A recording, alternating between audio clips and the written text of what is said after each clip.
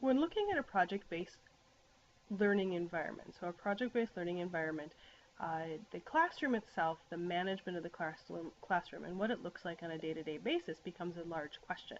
So one of the things that we wanted to do is give you an opportunity to see some of those pieces in this first video called The First Days.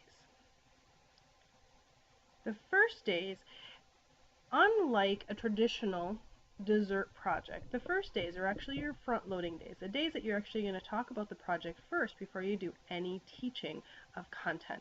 So the things that we need to make sure that the students do in those first days, first couple days, is look at first the entry event, because we want that entry document to make sure that that is the piece that they're actually spending the time to get excited about the project. It's their hook. It's the part that draws them in. It's the part that makes them excited about doing it.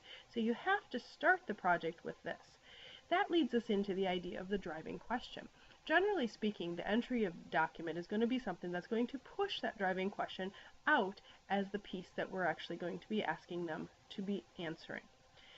When we have that question out there, then we're able to take a look at what the final product will actually be. The final product itself is going to be listed in how they're going to answer the question of that driving question.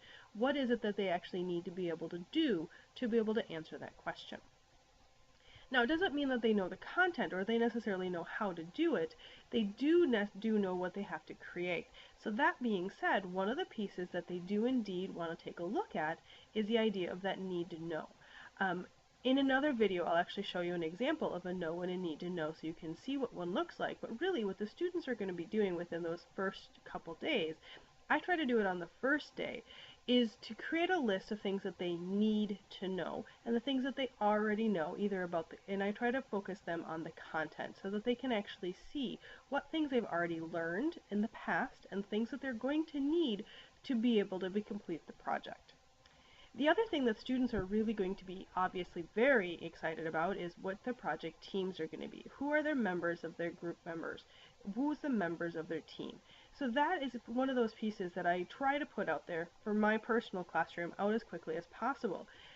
Because otherwise, while you're talking, they're looking around the room trying to figure out who they're working with, whether they're going to be picking their own groups, if I'm going to be picking their groups, what exactly is it that we're doing with the groups.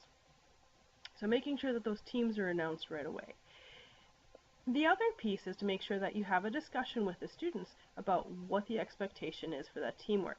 Teamwork becomes a really important part of the project-based learning experience, so therefore we need to talk about what that expectation is. In another video, I'll spend a little bit more time about that expectation. In addition to getting those teams announced, it's also crucial to make sure that you build time in for the first team meeting. In that first team meeting, if the students haven't been working together before, it's going to be very important to create a team building activity of some kind so that they can kind of get to know each other if they don't know each other very well.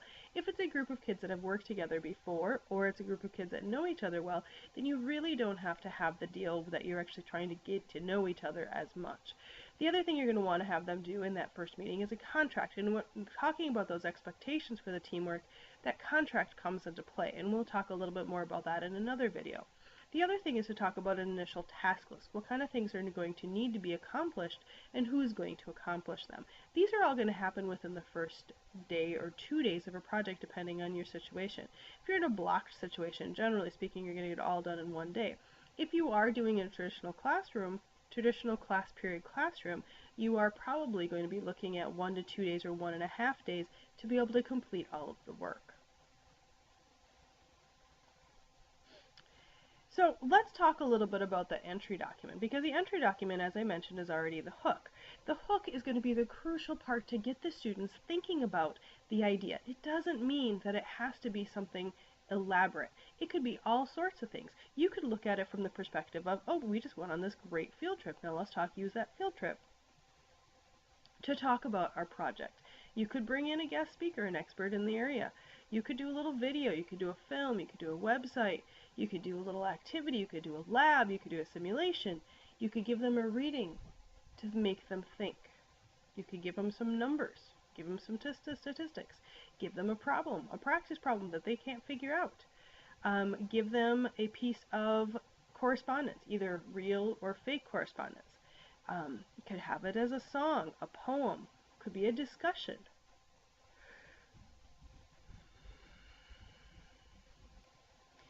That discussion could be your stepping stone to get into the topic that you're looking at. Now, all of these are completely valid ways of getting them hooked into the project that you're looking at. There's so many different options. There doesn't need to be just one way of doing it.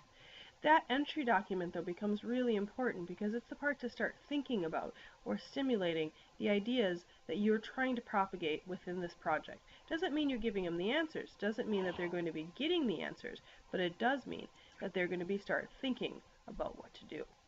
So I'd like to share with you a couple different entry events or entry documents that would be some examples that you could work with. So the first one's a little video entry document that was done by a school.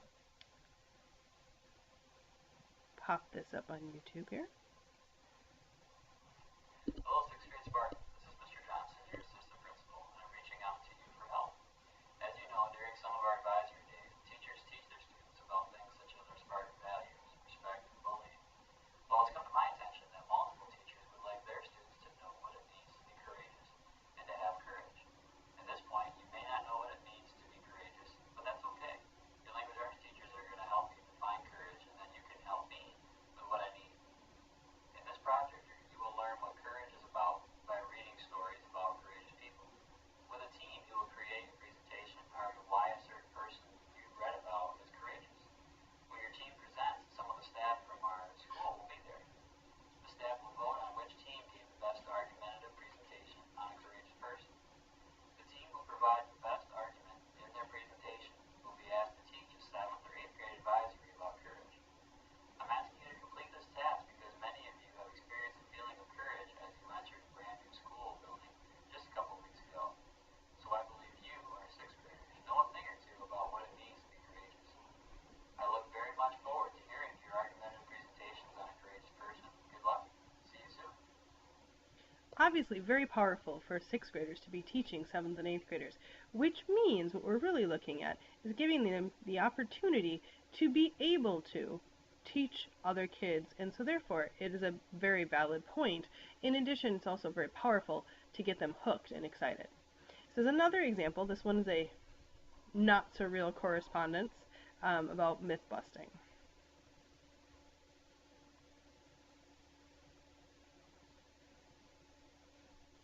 Okay, in this letter that you're seeing on the screen, it is indeed asking students to be able to essentially create new segments for the Mythbusters show.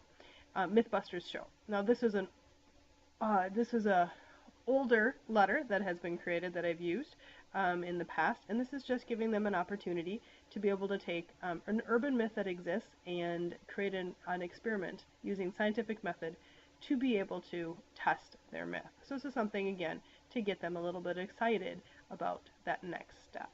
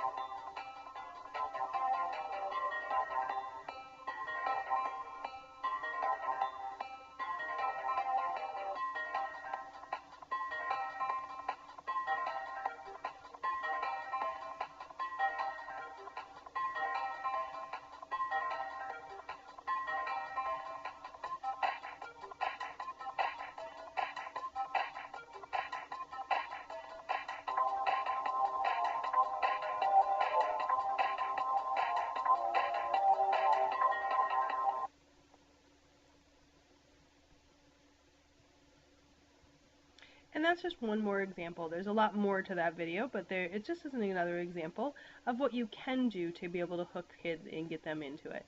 So thank you for listening. This is just one beginning step in looking at classroom management during a project.